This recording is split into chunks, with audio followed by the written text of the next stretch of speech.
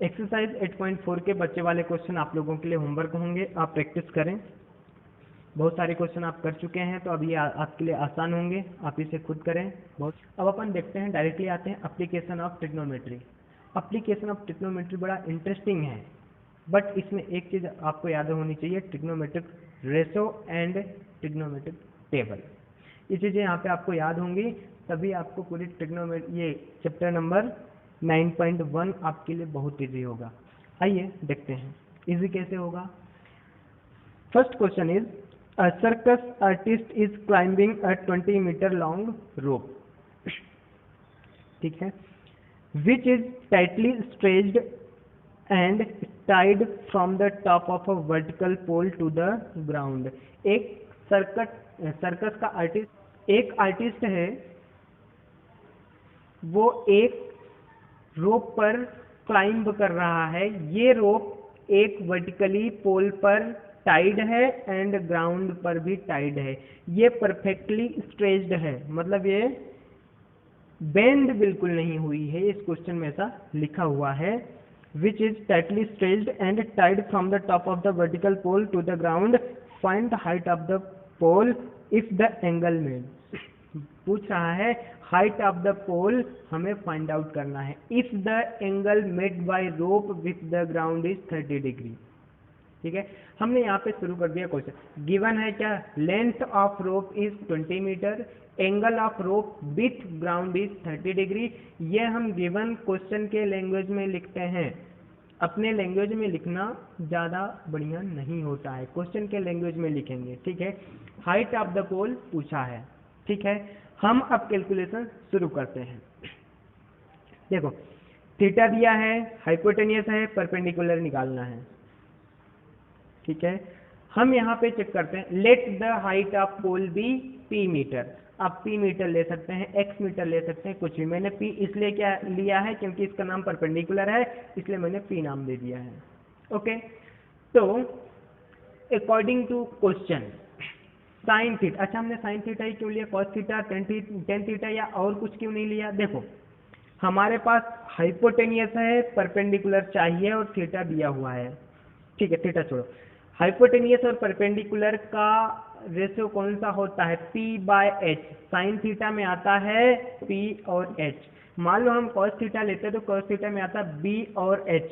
B और H दिया है, B निकालना है, जो कि B मुझे चाहिए नहीं, अभी मुझे जरूरत है P की, इसलिए मैं P लेके चल रहा हूँ। अगर मान लो मैं टेन थीटा लेके चलता तो P/B होता है, P/B। ना तो P पता है क्योंकि P तो निकालना है, और B भी हमारे पास नहीं है, इसलिए हमारे पास आखिरी ऑप्शन क्या बचता है कि हम यहाँ पे साइन थीटा यूज करें। साइन थीटा में होता है परपेंडिकुलर अपॉन हाइपोटेनियस। हमारे पास परपेंडिकुलर निकालना है और हमारे पास हाइपोटेनियस की वैल्यू दी हुई है, हम कैलकुलेट कर सकते हैं। आइए देखते हैं कैसे। Sine theta equal to perpendicular upon hypotenuse. Perpendicular sine theta, theta की वैल्यू रख देंगे अगले स्टेप में, 30 डिग्री दिया है, परपेंडिकुलर नहीं दिया तो उसको P लिख देंगे, और हाइपोटेनियस की वैल्यू 20 मीटर है, इसलिए हम यहाँ पे 20 लिख देंगे। साइन 30 डिग्री की वैल्यू आपको टेबल से देखना है। साइन 30 डिग्री की वैल्यू होती है 1/2। P की वैल्यू है नहीं, P लिखेंगे, 20 की वैल्यू रख दिया हमने। अब इसको सॉल्व करेंगे। कैसे सॉल्व करते हैं? इसका इससे गुणा करेंगे, इसका इससे मल्टीप्लाई करेंगे, इसको इससे मल्टीप्लाई करेंगे, तो क्या हो जाएगा? 2P = 20। 2 को हटाओ यहाँ से, उस तरफ ले जाओ तो डिवाइडेड में जाएगा। P = 20/2 और P = 10। हमारा आंसर आ गया है। यस, आंसर आ गया है, लेकिन ये P क्या है? क्वेश्चन में ऐसा P का कहीं भी नाम नहीं आया है, तो हम ये नहीं बोल सकते कि P = 10 मीटर हमारा आंसर है। उसने पूछा है हाइट ऑफ द पोल, हमने पोल के हाइट को P माना था, इसलिए फाइनल आंसर में मुझे लिखना पड़ेगा क्वेश्चन के लैंग्वेज में answer, the height of pole is 10 metre. उसे हाइट चाहिए, उसे P नहीं पता, B नहीं पता, आप किसी भी टर्म में बात कर लो, वो तो अपने सॉल्व करने का तरीका है। उसको आंसर किस में देंगे? क्वेश्चन के language. In question number 2, the question says a tree breaks due to storm and the broken part bends so that the top of the tree touches the ground making an angle 30 degree with it। देखो, आप पढ़ना question और समझना, मैं यहीं पे समझा देता हूँ डायरेक्टली। क्वेश्चन में बोला गया है कि एक ट्री है, ये किसी स्टॉर्म की वजह से टूट गया है, तो आधे से बीच से टूटा है, पूरा नहीं टूटा है, तो ब्रोकन पार्ट ग्राउंड को टच करता है, और ये ग्राउंड को जहाँ पे टच करता है तो ग्राउंड और ब्रोकन पार्ट के बीच का एंगल 30 डिग्री दिया हुआ है, और ये जहाँ पे टच करता है ग्राउंड में वह ट्री के फुट से 8 मीटर डिस्टेंस पर है। ठीक है, अब क्वेश्चन में पूछा है कि find the height of tree. Height of tree is what. देखो ट्री तो इतना मतलब इतना बड़ा था, यहाँ से यहाँ तक पूरा आधा पार्ट टूट के नीचे आ गया है। उसने ऐसा नहीं पूछा है कि हाइट टूटने के बाद बची वाली हाइट नहीं पूछा है, उसने पूछा है पूरी हाइट क्या थी। तो मुझे पूरी हाइट ये निकालनी पड़ेगी, इसको दो टुकड़ों में निकालना पड़ेगा। देखो अभी ये AB प्लस AC ये दोनों ऐड करने से मुझे हाइट ऑफ द ट्री मिलेगी। मीन्स पहले स्टेप में मुझे P निकालना है, अगले स्टेप में मुझे H निकालना है, और फाइनली P और H दोनों को ऐड करके हाइट ऑफ द ट्री निकाल लेंगे। ठीक है, शुरू करते हैं। देखो मुझे सबसे पहले P निकालना है, पहले P भी निकाल सकते हैं, पहले H भी निकाल सकते हैं। P और B दोनों, P और B किस में आता है? P upon B perpendicular upon base आता है टेन थीटा में, इसलिए मैंने यहाँ पे टेन थीटा लगाया। Tan theta equal to perpendicular upon base होता है।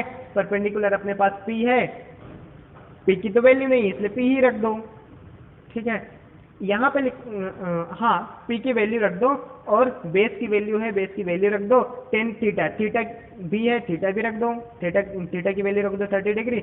अब टेन 30 डिग्री की वैल्यू होती है 1/√3। Check from the table.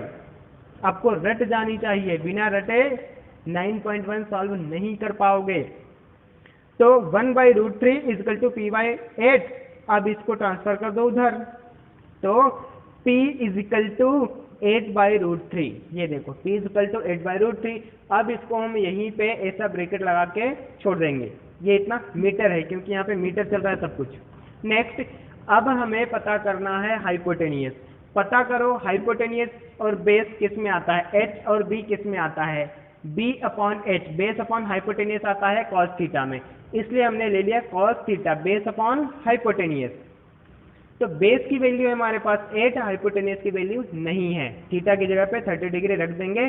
Cos 30 degree की वैल्यू टेबल से देख के लिखेंगे? नहीं, अब टेबल से देख के नहीं लिखेंगे, अब हमें याद हो जाना चाहिए, अब हम याद करके लिखेंगे। √3/2 इजकल टू 8/H। H को इस तरफ ले आओ, मतलब मल्टीप्लीकेशन कर दो। H into √3, 8 into 2।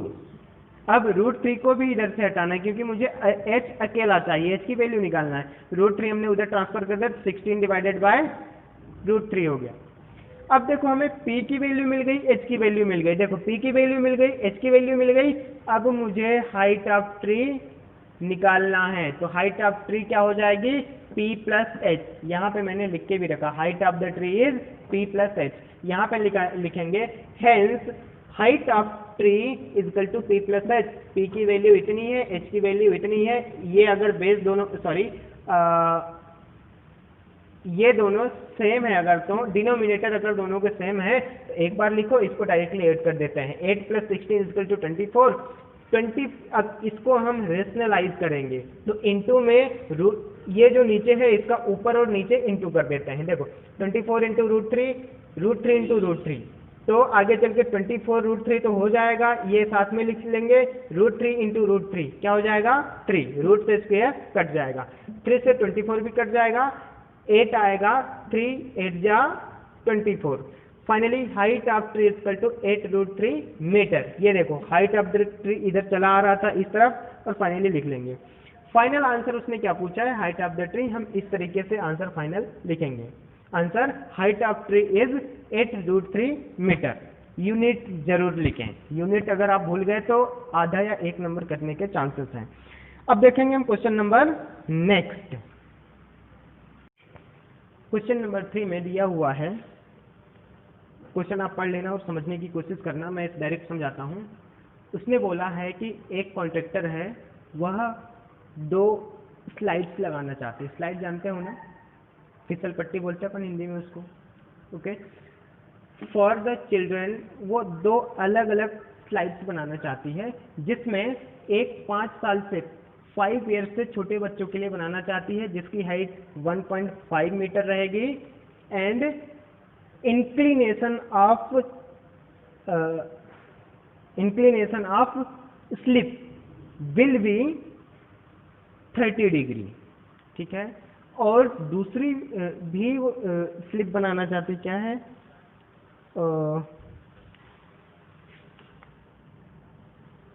स्लाइड, और दूसरी भी स्लाइड बनाना चाहती है जिस वो more than for elder children, 5 साल से बड़े बच्चों के लिए दूसरा अलग से बनाना चाहती है।